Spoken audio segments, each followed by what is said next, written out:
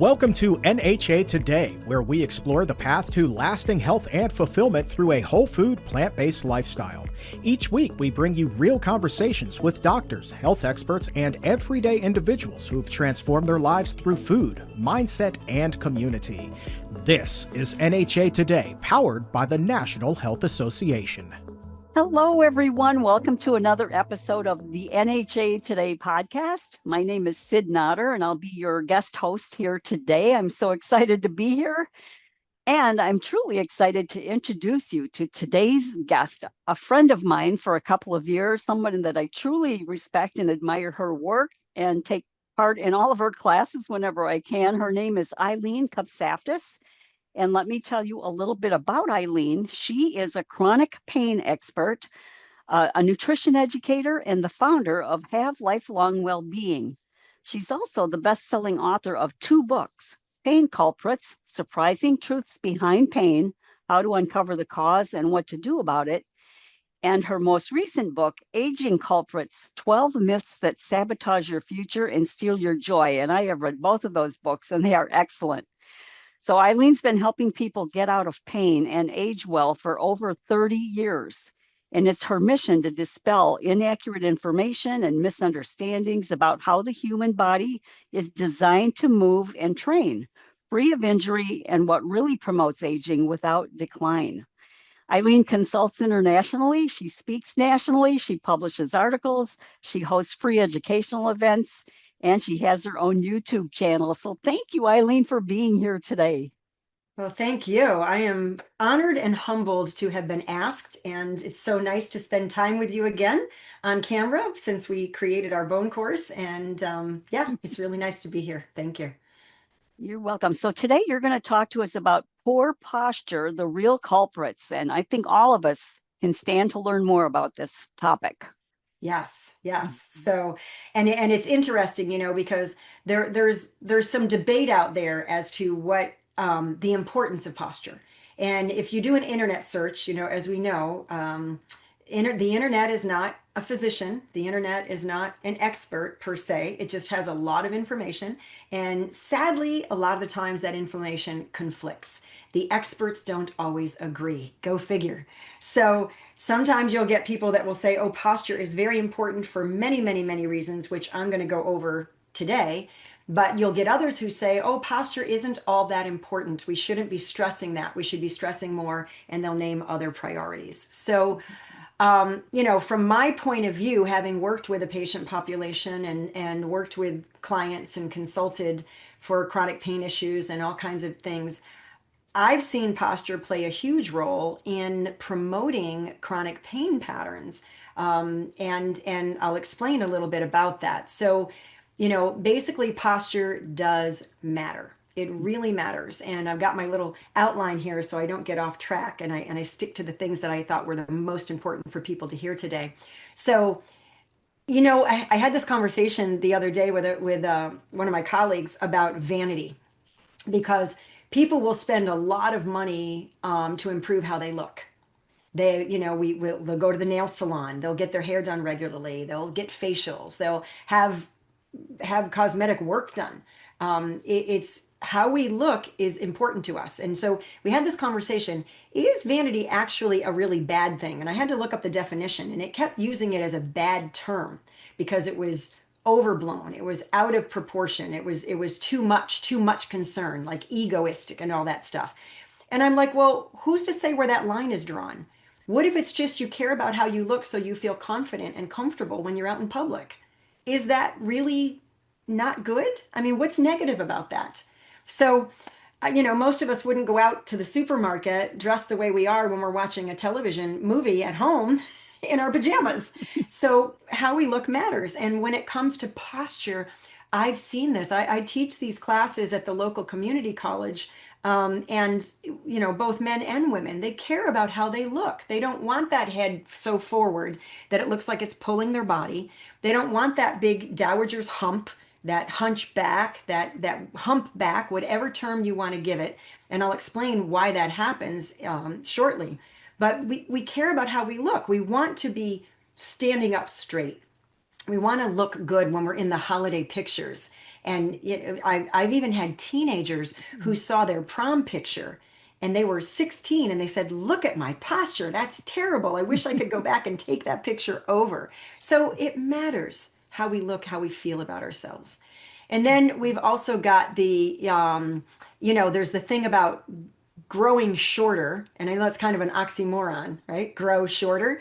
But the funny part is it's not necessarily, everybody thinks it's gravity, it's compression, it's because we shrink as we age. That's not accurate. It's actually very inaccurate because it has nothing to do with age. I've been 5'4" since I was a teen. I'm still 5'4". I know other people who have not shrunk, and I'm not some special anomaly. The issue is when we get shorter, there's a couple of reasons for that. One of them is posture. I mean, people get taller just by being able to stand up straight and pull their head back over their shoulders where it belongs. I mean, right now you can see how tall I look. Did I just get shorter? My height didn't change anatomically, but because of my position, it did. And then, of course, you've got the disc degeneration, which is not gravity or compression or age related. It has everything to do with impaired circulation to the discs. And I love, I attended a Physicians Committee for Responsible Medicine conference. I've attended many of them, but this one in particular, I went specifically to hear Dr. Leena Kopila I believe she's from Finland. She did a presentation on cardiovascular disease and back pain. And I was fascinated what that had to do with it. And it had to do with impaired circulation. And she showed disc degeneration is impaired circulation to the lumbar arteries. So that's not age related. And so, we tend to get caught up in this thing about aging that's really inaccurate. But I won't get off on a tangent about aging. We're going to stick to posture. So and then how we feel. The head weighs on average about 15 pounds.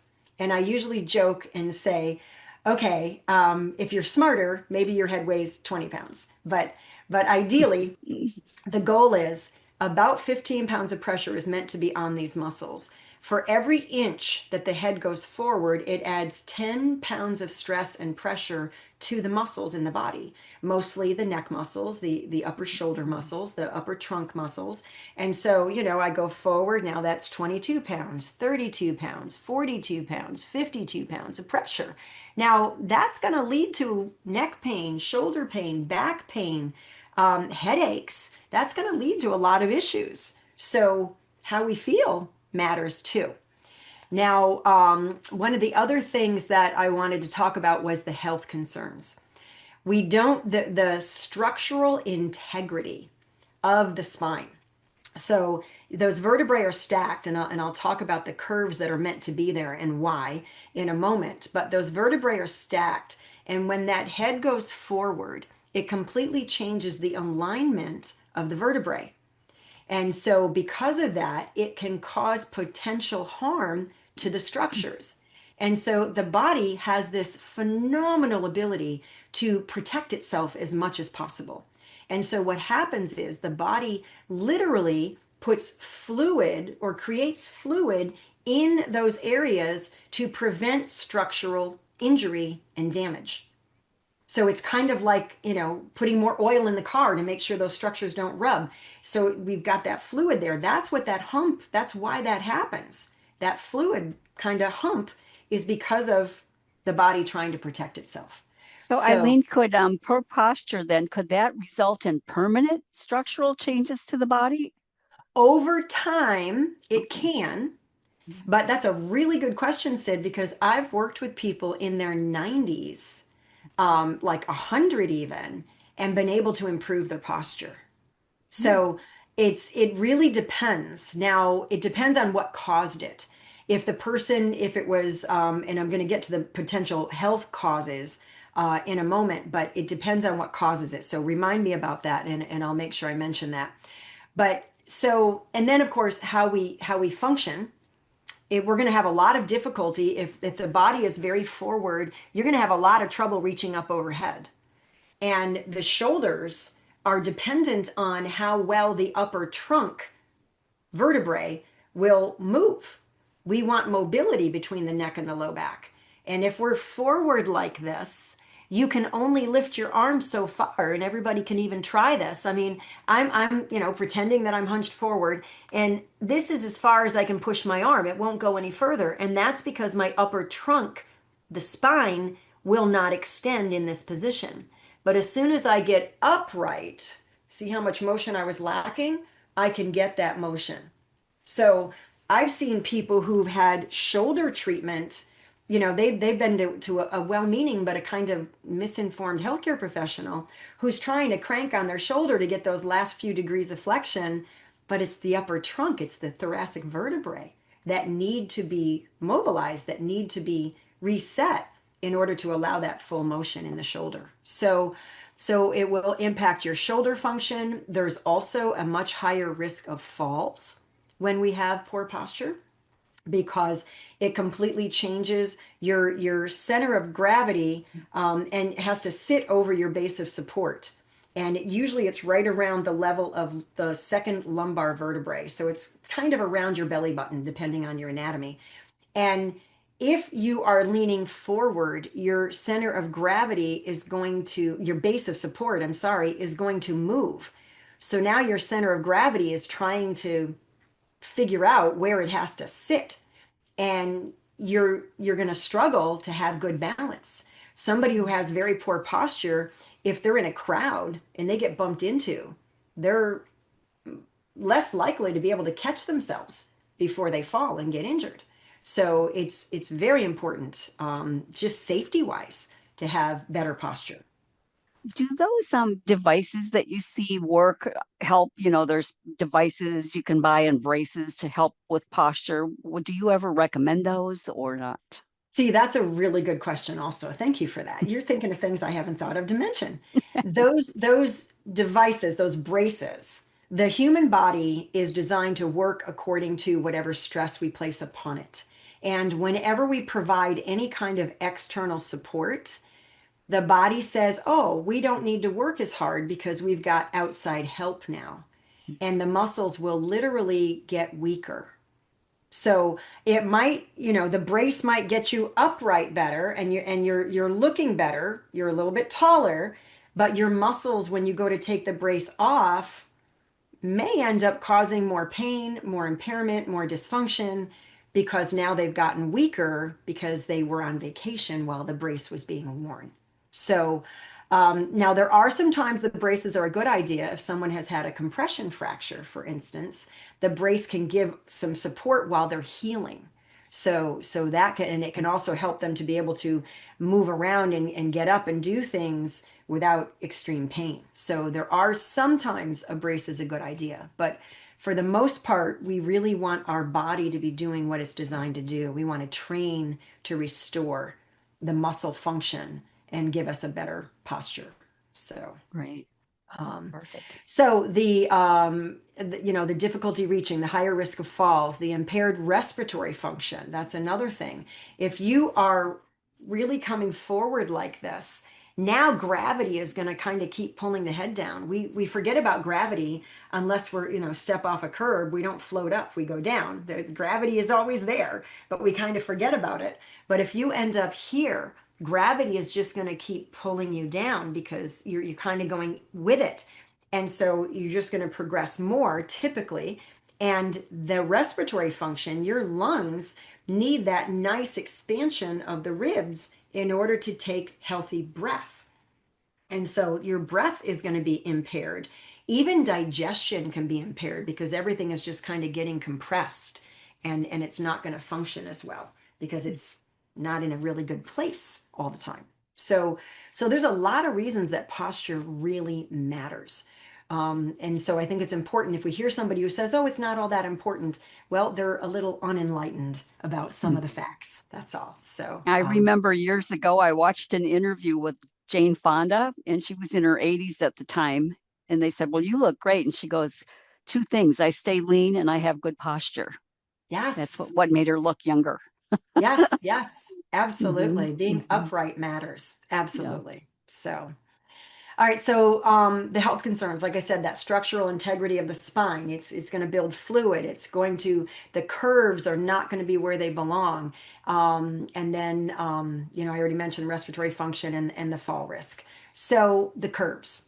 When we are in the womb, we are all curled up, that fetal position that everybody's very familiar with. A lot of us sleep in the fetal position. But that makes our spine like a C curve, right? It's not, it doesn't have those opposite curves. Now, as the baby moves around and grows, and I happen to have my youngest grandson right now is going to be 6 months. Actually, he turned 6 months yesterday. Today's the 18th, correct? So he turned 6 months yesterday. But he's learned right from birth, I was there when he was born, that, when he was face down, he lifted his head right up. Well, that starts to create that different curve in the neck.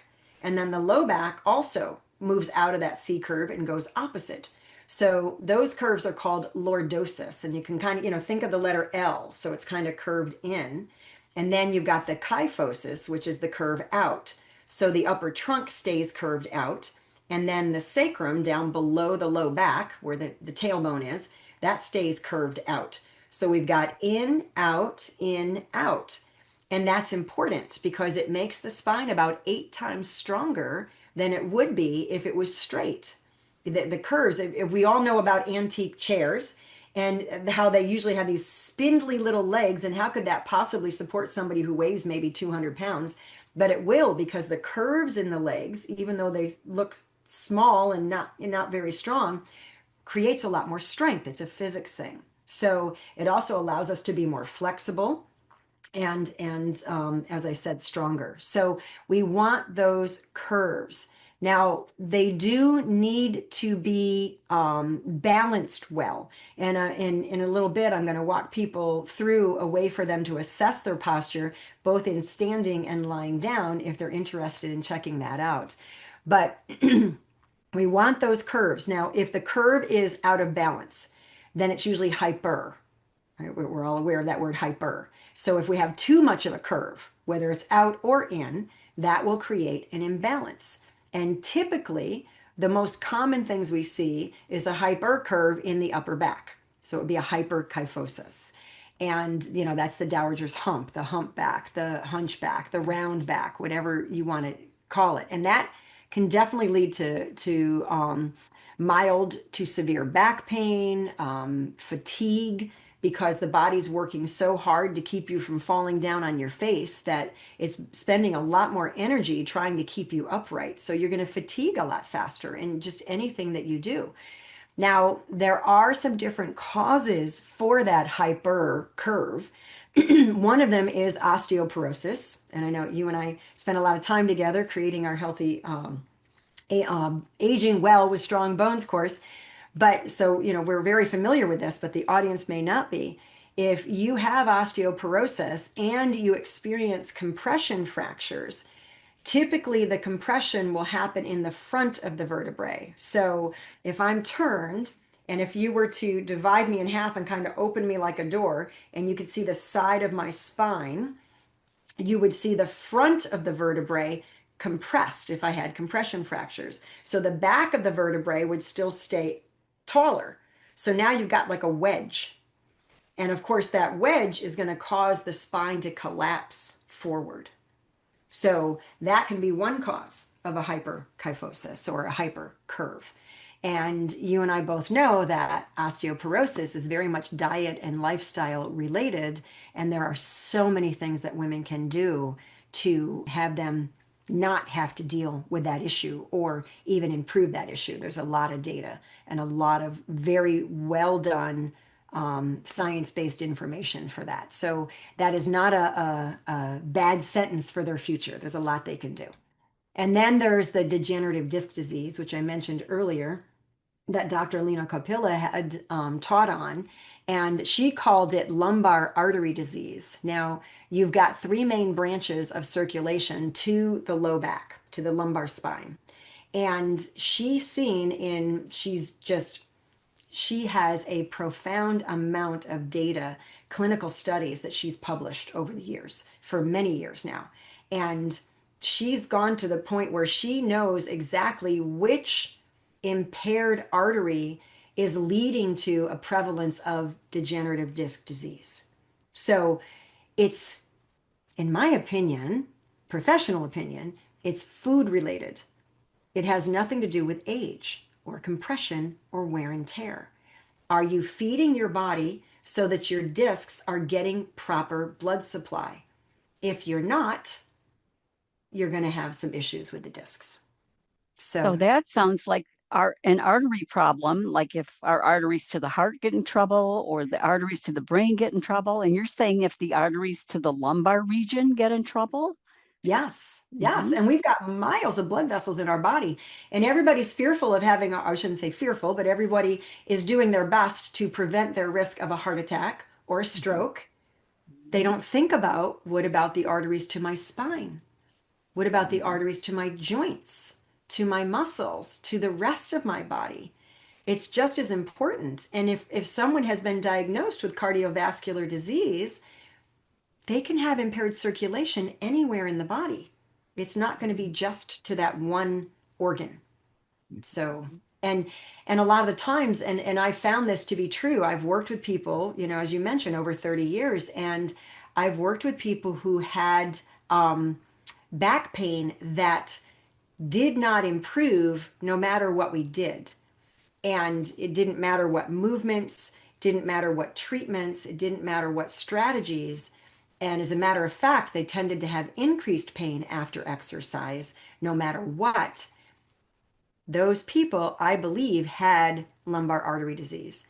Now, it's not, I was able to speak with Dr. Kopila at the conference, and she didn't have any research that had ever been funded that would look at if people change their diet, would it improve the circulation to the lumbar arteries. But we know there's a lot of data that shows it will improve the circulation to the heart. So it makes sense, if it improves circulation anywhere, it can improve circulation everywhere. The body also has this ability to improve circulation through a process called angiogenesis, which is birth of new blood vessels. And so, a lot of the times, if people are going to exercise and they've got some impaired circulation, the body will try to create more blood supply to the body parts that are being used in order to help. So, you'll see that. And you can even see that in the heart. If you look at if you ever read Dr. Esselstyn's book, you can actually see that collateral blood vessels that are created. But for those people who don't see any improvement, I've worked with some of them, and I've gone into the detail about how the diet can impair, that circulation. And I've heard back from some of those people, sometimes months later, a year later, and they finally pulled the trigger on changing how they nourish their body, and their pain improved.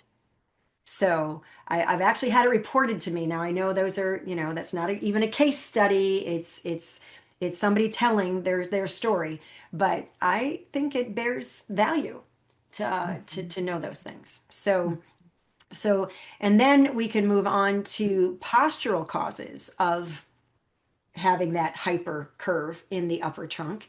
And a lot of that can happen because of old injuries in other areas of the body. People are very unaware, for the most part, that ankle function not only can impact your movement and your overall ability and chronic pain issues, but it can also cause posture issues. And if you're standing, ideally your ankles are at least neutral, if not just slightly into a dorsiflexed position. And I've got my little foot here to show people what that means. And so if your foot's on the ground, this is a right foot, by the way, not a real foot, so nobody's upset about that. But if the toes come up and the heel stays down, that's dorsiflexion. And a lot of the times people will have an old injury, maybe even when they were a teenager in sports or college in sports, or they were non-weight bearing on one side for whatever reasons, maybe a total knee replacement, or, because many, many years ago, I'm that much of a dinosaur in my profession, they did cemented joint replacements. And a lot of the times people were non-weight bearing for a certain amount of time until the bone could graft in, or was it uncemented versus cemented? But it's very different now what they're doing. But a lot of times non-weight bearing was required, or someone's had an injury or a surgery or whatever. And so that ankle will lose its ability to dorsiflex, bring those toes up. And so when they're standing, their foot might even be in a little bit of a plantar flexion where the toes point down. And if that foot is in a little bit of a plantar flexion, what happens? It pushes the body backward. I mean, everyone right now, if they're listening to this, if you stand up and you pretend you're pointing your toes down, your body's automatically going to shift back. Well, because your brain says, hey, we're going to fall, to counterbalance that, the head and shoulders come forward. So now it's because the ankles are not functioning properly. This person has a forward head and shoulders. And a lot of healthcare professionals aren't aware of that connection. And a lot of people, it's very common to have a history of ankle issues. Very common. So, and that can be addressed in a very real way. And then we've also got any habits that we have. Again, this is under the postural causes. You know, a lot of us have these habits of sitting in front of a computer. And what do we do when we're in front of the computer? We're doing this, you know, or we're having conversations and we're really passionate about hearing the other person. So we're leaning forward, we're leaning in so we can hear things. And if we're staying like that for prolonged periods, those muscles kind of get weakened in the back. They lock long, and the muscles in the front will lock short. Or if we're sitting all the time, those hip muscles in the front will lock short. And so when you go to stand up straight after sitting, you might even feel a pull on the low back because those front hip muscles are attached to the lower spine. And so they don't want to get longer because they've been shorter for 8 hours. You've been at the desk, or if you're a bus driver, a cab driver, a truck driver, those muscles are saying, whoa, you know, we don't want to do this. And they're going to pull on the lumbar spine, and you might feel back pain. And you think, oh, I got a problem with my back. But it's just because of the hip muscles have shortened. So, and of course, if they're shortened, you can't stand up straight. You're going to be bent forward. It's a given. And again, that can be addressed very, very effectively as well. So yeah, that was going to be one of my questions actually, about what role does our workstation play in our posture? Because what can we do to improve our workstation? And what about those desks that raise up, you know, to stand up? Yes. So I actually have, I purchased a little desk here, so I can actually pull this right up, and I am now standing. So I love it. As you saw, it was very easy. It was just a little lever. If you can lift 5 pounds, you can raise your desk up and down. So it's very easy to use. They're very inexpensive now. There's lots of great reviews. Now, here's the kicker, though, because people think, well, I'll just work at a standing desk and I'll stand all day. Our bodies are designed to move. Motion is lotion. And you can hear from people who are cashiers, or, you know, they're on their feet and they can't sit down for hours at a time. They'll end up with different issues. So we really need to be moving. We need to be changing our positions. And a lot of times I'll tell people, if you don't have a standing desk, just set your phone to go off every 30 minutes, even less if you can, if it doesn't disrupt your workflow, 15, 20 minutes. Stand up and lean back 10 times to kind of open up the front of the body, lengthen those hip flexors so that they're not yanking on your low back. Now, if you feel like when you stand up, you're struggling to stand straight, then do a very gentle, just a little bit hands on your hips, and just kind of bring your hips forward and back a little bit. And sometimes if you go back a little further and then go forward a little, it's kind of like you're greasing the wheels. It creates this beautiful fluid fill effect, kind of this pumping action, so that the muscles will start to be able to lengthen again without pain. So many of us think that no pain, no gain thing, it has to hurt. That's a whole different topic, and that has to do with getting muscles broken down so that they get bigger, they hypertrophy. This, if you're rehabbing, if you're restoring motion, it's not about pain, because your brain is only going to try to protect you from you, and you're going to be training in dysfunction, because your brain is going to say, oh, we don't like that. Maybe if we turn a little, if we side bend a little, it'll hurt less. And your brain won't tell you that you're turning and you're side bending. So now you're training in dysfunction. So we don't want the motion to hurt. I often say you don't want to punch the bear in the nose. You want to just get that nice, comfortable, successful motion. but just stand up and do that. And then because you've been sitting on your power source, that's what I call max, gluteus maximus there. Everybody calls them the glutes, I call them max. And the hamstrings, you've been sitting on that. So do a few just very simple chair squats just to get some blood flow back there. And by the end of the workday, if people do that consistently throughout the day, not only will they feel taller when they finish their workday, but they'll feel more energy, they'll feel better because they've pumped the body throughout the day. So it can be very helpful. So back to, yeah, and muscle weakness, as I said, it can lock short, it can lock long. And if we sit on our power source, guess what? It stops working. Those people that I very lovingly say they kind of have pancake butts. They don't have any glutes. They don't have max. And that's your power source for doing everything, including having a nice upright posture. So it's important that max is working. And then the last cause, if you will, of that increased curve in the upper trunk is, this is $1 million term called iatrogenic, which actually means that it's medically caused.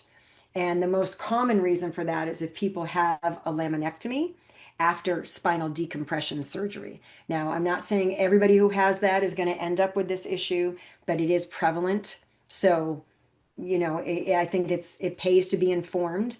I know we often say that you want to ask questions. What are my benefits from this? What are my risks from this? And then you make the decision that's right for you, before you agree to something. It's always a good idea. I've worked with a lot of people who, they've said, I wish I knew then what I know now. I wouldn't have agreed to that because they're dealing with the fallout years later. So it's always good to be fully informed.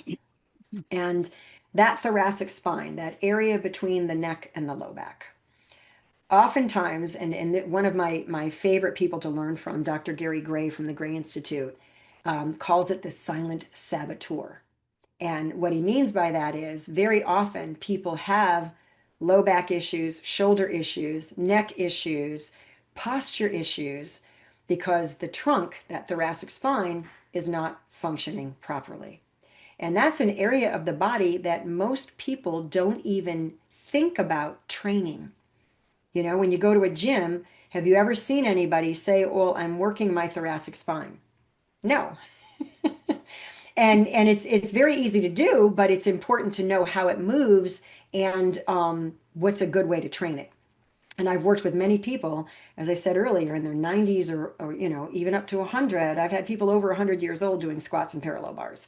I mean, you train people based on their ability, not their age.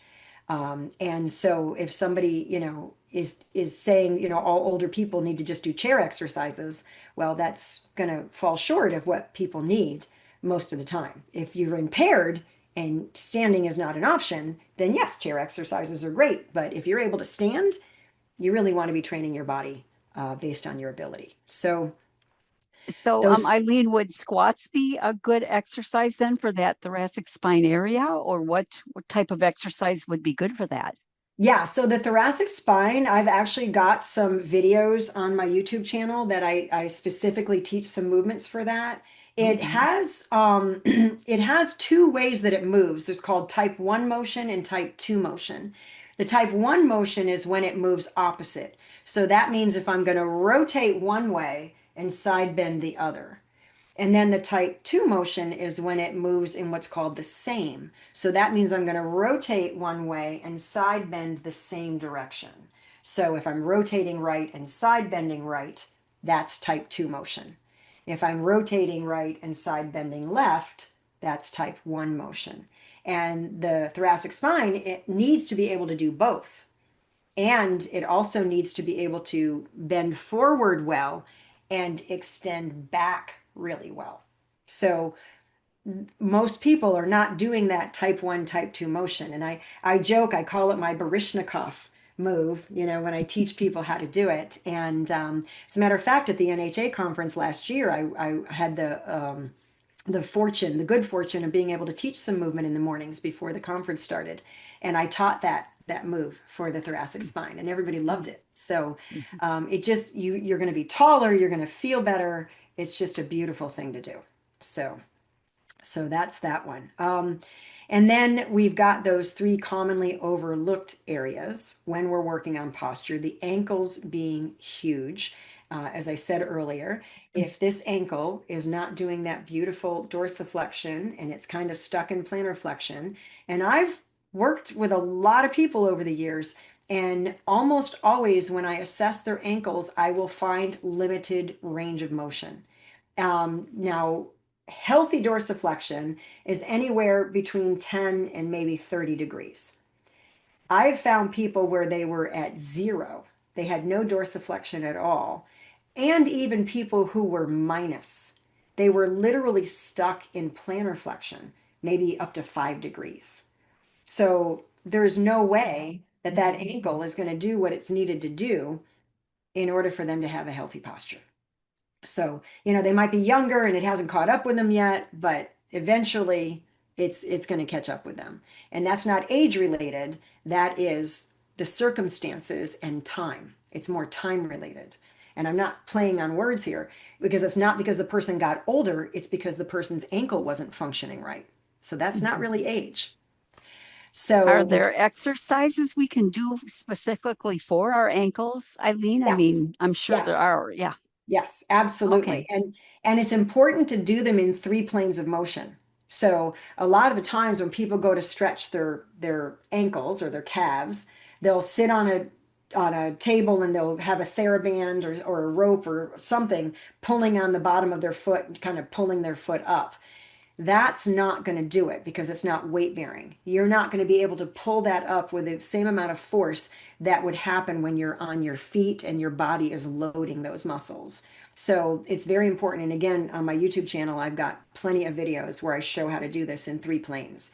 The Right. important thing is to make sure that you're doing it in three planes of motion, that you are coming forward in that what's called sagittal plane, because we move in three planes of motion. We move forward and back, and we move sideways, and we turn. And the ankle has to be able to do all three, and it has to be able to do the turning and the side bending in dorsiflexion. So it's I cannot tell you how many times I've worked with people, even in the private consulting, where they were shocked at how their ankle function when it was addressed, improved things like elbow pain or neck pain or shoulder pain, especially knee pain, low back pain, because everything, that's our foundation. And I mean, think about a house. If the foundation is crooked, the house, the roof isn't going to be real happy, and all the other structures. So, and then with gait and walking, it's huge, that ankle function. So very, very important. I look at the ankle function of pretty much everyone I work with if they've got pain anywhere, because it almost always is playing a role, if not one of the major culprits to the problem. So Well, if there's one thing I've learned from you for sure, it's that everything is connected to everything, right? yes, yes, yes, absolutely. And in my book, Pain Culprits, everything's connected to everything else. Yes, that's in there constantly. And people don't realize it. We're not a body part. So if you go to a clinic and you say, I want to improve my posture, and they just see you as a head and shoulders, they're going to be limited in how much they can really help you resolve that issue because everything's connected to everything else. And we need to know that connection. And it doesn't mean you have to work, every one of the 600 plus muscles in the body. It just means that you have to know those major areas that play a role. Ankles are one of them. Hips are the other. You've got to make sure that that front of that hip will lengthen without yanking on your back, will allow you to stand up nice and straight. That's you can't get your head and shoulders back if the hips are like this. They're going to be forward. So it's important to know that and to know how to release that, how to get that working properly, and how to strengthen max. And then the other area, of course, is the trunk. As I said, that type 1, type 2 motion, training that trunk so that you can be upright. And then there's one little tip that I wanted to give people that they can do when they're sitting that makes a huge difference. And that is doing what's called an anterior tilt of the pelvis. And all that means is if you kind of tuck your tail between your legs like a sad dog and you round out your lower back, that's a posterior tilt. And the anterior is the opposite. So you're going to stick your tail out like a happy bunny showing off his cottontail. So if you're sitting and you are letting that low back round out, now you can buy the most ergonomic chair on the planet. You can buy a chair that has more bells and whistles like this one that my son so lovingly gifted me, which is a very expensive chair. I always joke and say this chair should do research for me because it's so expensive. But it's got everything. And if I use it properly, I'm in a very good posture in this chair. But when I get researching and I've got 14 windows open and I'm looking on 15 different websites for studies and URLs and things, I end up like this. So the chair is useless to me at that point. And most people are like that if they're going to be sitting in their chair for a long time. So the important thing to do, and I've made a habit of doing this, is I sit a little bit forward and I keep my pelvis, or I should say I move it when I'm conscious, I think about it a lot, is I tilt my pelvis. So right now, if your low back is flattened out, you're going to feel the weight on your butt bones, the sit bones. Those are the ischial tuberosities. So you're going to feel those sit bones bearing the weight. But if you tilt your pelvis forward, now the weight goes in front of the sit bones and it's more on the upper back thigh. Can you feel that? Yeah. So that automatically, watch what happens to the position of my head and my shoulders when I change that posture. So here's the rounded out lower back. What just happened? My head dropped forward, right? It has to. I can't even pull my head back. If I keep my lower back rounded out, I cannot pull my head back over my shoulders. It's physically impossible. But as soon as I tilt my pelvis, my head comes right back up over my shoulders where it belongs. So even just doing that can make a huge difference. Now, you may forget if you're on the keyboard or you're on the phone or you're doing something where you're really listening and you're in rapt attention, that'll make you forget about that for a bit. But just that one simple shift will automatically pull your head back.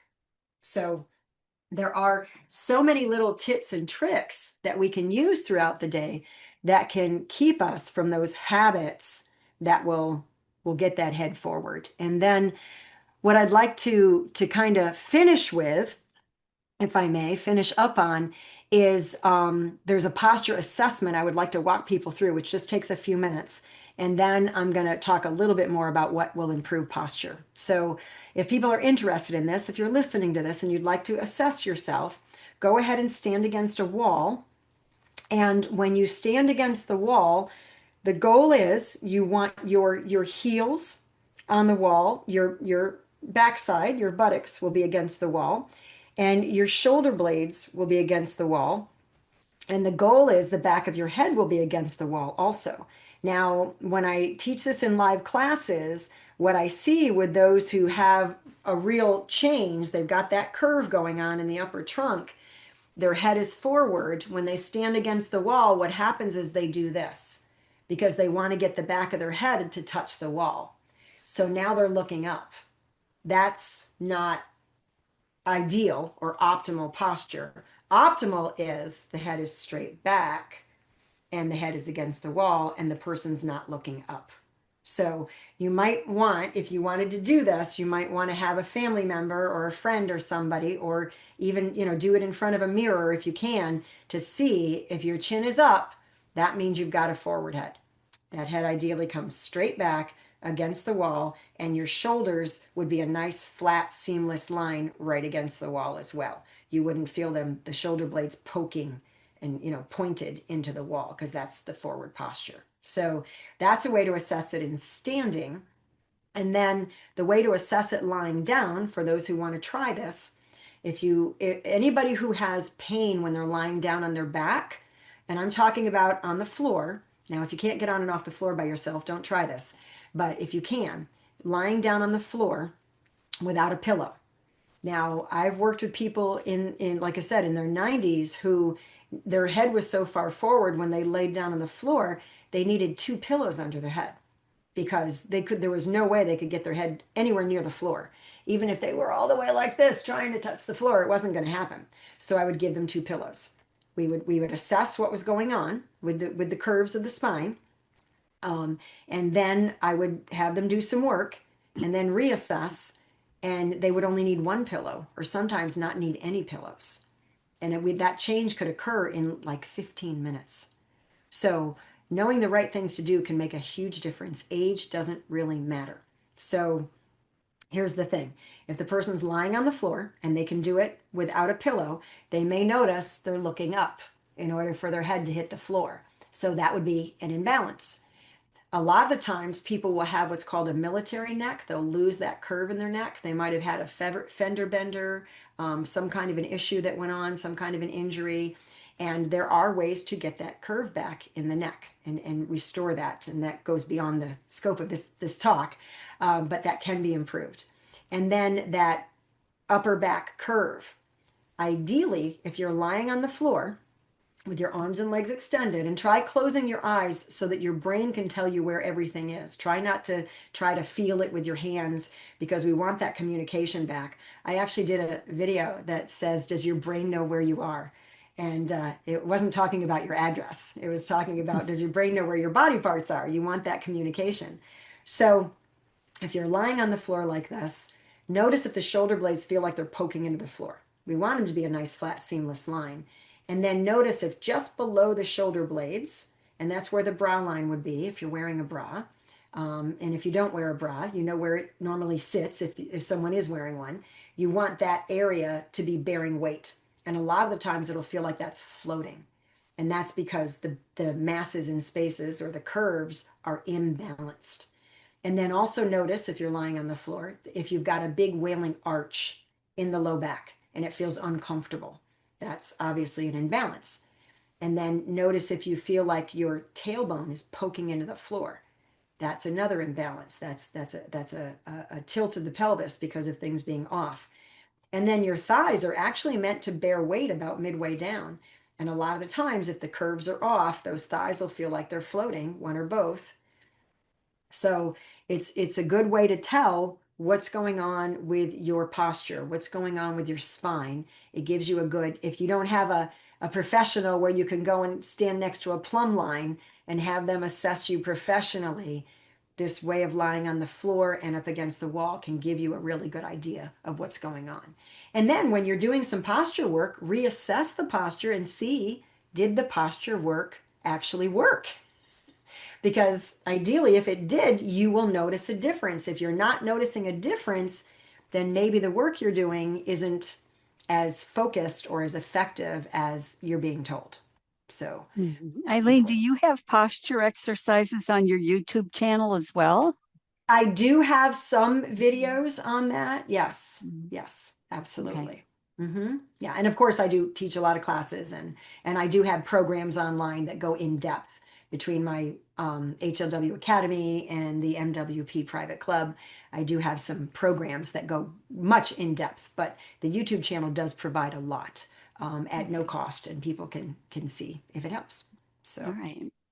And then the last thing I wanted to talk about was, what improves the posture is dependent on the person's current status and any actual causes, because the body, your posture is literally telling you how your body has adapted and compensated from your life, from injuries, health issues, habits, even diet.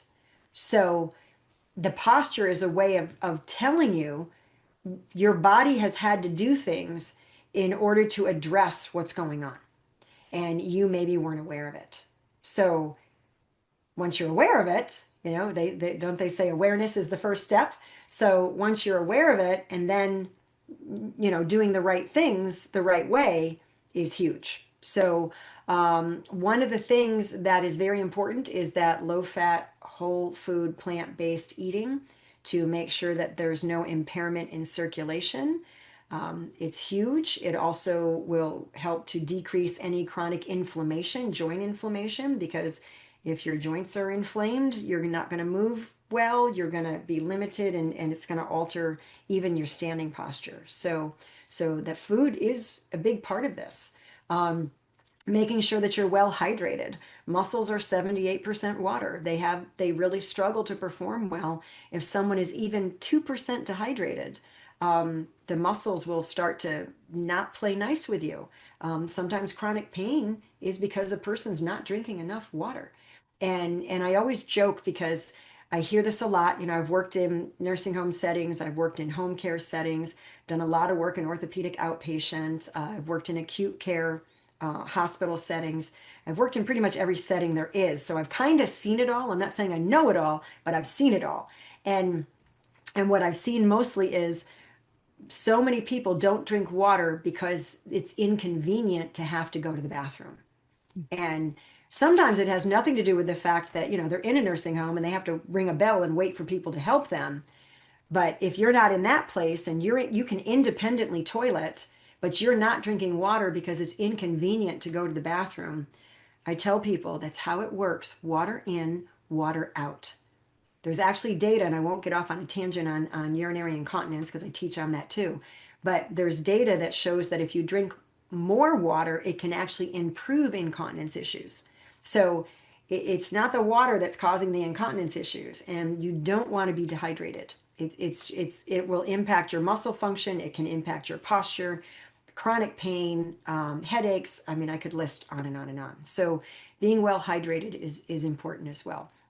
And then the last thing that is going to impact your posture more than anything is to restore function to those three areas that I talked about: the ankles, the hips, and the trunk. It's not as simple as most of what we see when we do an internet search. Pull the head and shoulders back, pull the head and shoulders back, pull the head and shoulders back. If that worked, everybody'd have good posture. We wouldn't see what we're seeing. So it's not that simple. If the ankles aren't working, if the hips are locked short, if the trunk is limited in one of those motions, you can pull your head and shoulders back till the cats come home, but you're not going to stay there. And I've seen people who couldn't even do it. They bring their elbows back. They're like this. That's not your shoulders, that's your elbows. But because their body can't do what they're asking their body to do. And so training the body in a way where it's actually successful in the movements you're doing can be so rewarding, Cyd, and it can really change the person's trajectory of their future. So, And how often do you recommend people do these movements? Like how many times a week and for how long? Is there a set pattern? well, unfortunately, that's another it depends, because if their situation is different, then, we're all unique like a fingerprint. And I'm not saying this to make it sound foggy or unclear, but what I would tell somebody who had a history of osteoporosis compression fractures is going to be very different than I would tell somebody who's just got a bad habit of sitting forward hunched at their desk all day. Those are two very different scenarios. So you have to make sure you're addressing your specific scenario. What's causing the posture issue? Is it habits? Is it, lifestyle? Or is it medical issues? Is it history of injury? You've got to know these things. Maybe what would be best for people is I do have an MPA. It's a movement performance assessment, and that's for free on my private club website. It's mwpprivateclub.com. And they can, for free, sign up and they can do a 3-plane movement assessment and figure out, oh, yeah, my ankle's not doing what it's supposed to do here. I walk people through it. It's a 20-minute video. And there's even a document that they can download and they can document what they see and they observe in their movement. And it can tell them if their trunk's not turning. It can show them these things. It can show them if the hips are locked short. So they can kind of assess themselves. And then at least now they're empowered with, okay, now I know where to work. Now I know what to do. That's going to be very helpful. And if somebody does have a history of compression fractures, they are going to want to work with a professional that is going to ensure that they're not doing something that's potentially harmful for them. It's important that they don't round out their back if they've got that history, that they bend at the hip.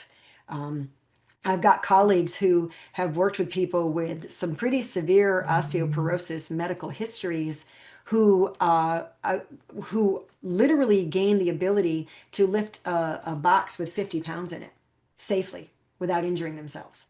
So there's so much that can be done, but you need to make sure you're doing the things the right way for you.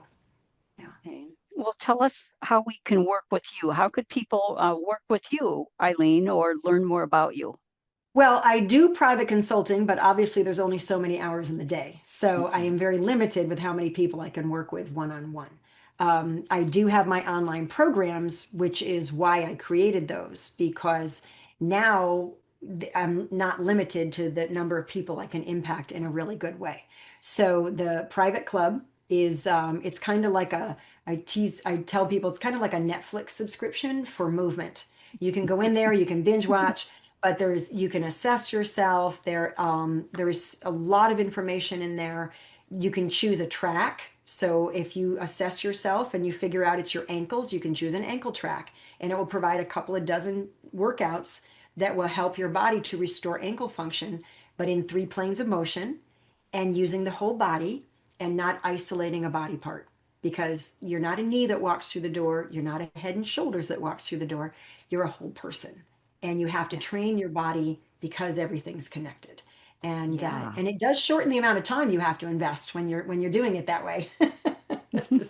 Yeah, and my husband and I are members of the club, and we just love it.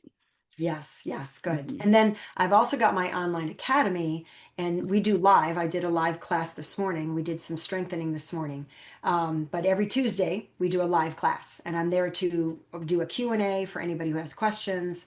We do workouts every week. The average student in the academy is 50 plus. Some are in their 80s even, and they're seeing, I've got people who are lifetime members. They've actually purchased a lifetime membership because they see the value, and Mhm. it's made such a difference in their life. Mhm.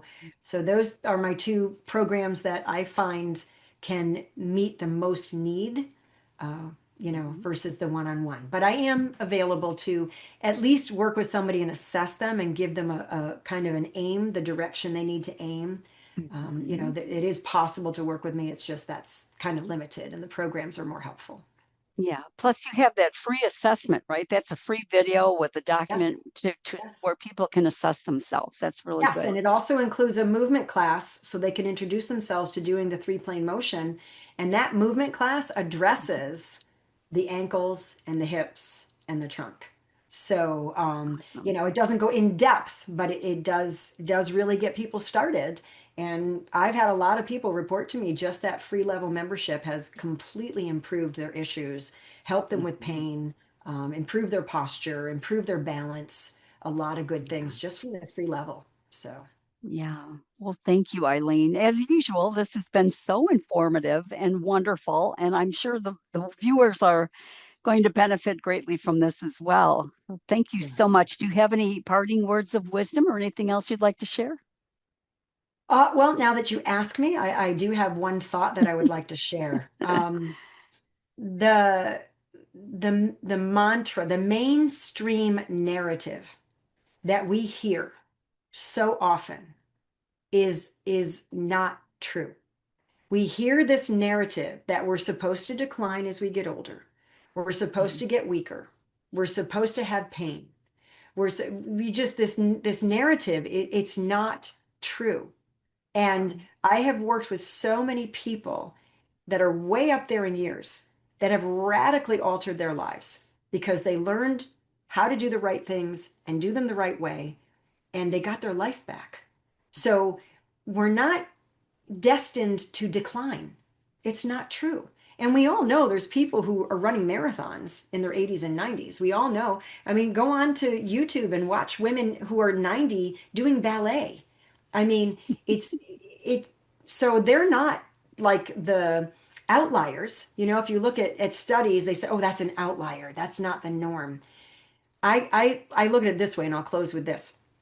Whatever we see that's common doesn't mean it's normal. Mhm. Disease, the definition of disease is that it's abnormal functioning. So just because something's common, and we know cardiovascular disease is common, it's not normal functioning. And we are designed to function normally and well as long as we're above ground. We just need to know what to do. Thank you. Those are encouraging words, and it's never too late to start. Would that be a good, true, accurate statement? Absolutely. No Yeah. matter where you are, Yeah. you can improve things. I've worked with people in their 90s, their head was 4.5 inches from the wall, and we got it to like an inch from the wall. I mean, Mhm. yeah, it's never too late. Awesome. Well, thank you so much, Eileen, for being here today. And thanks to all of you who are watching today. I hope you found this helpful. I'm pretty sure you would. There's going to be links to Eileen's website in the show notes. So please go over there and follow her. And thanks again for tuning in. Take good care. Thank you for joining us on the NHA Today podcast. Subscribe and follow the National Health Association on YouTube and social media for the latest in plant-based science and healthy lifestyle support. For more resources, articles, and information about our membership and conference, visit healthscience.org. Until next time, here's to your plant-powered health.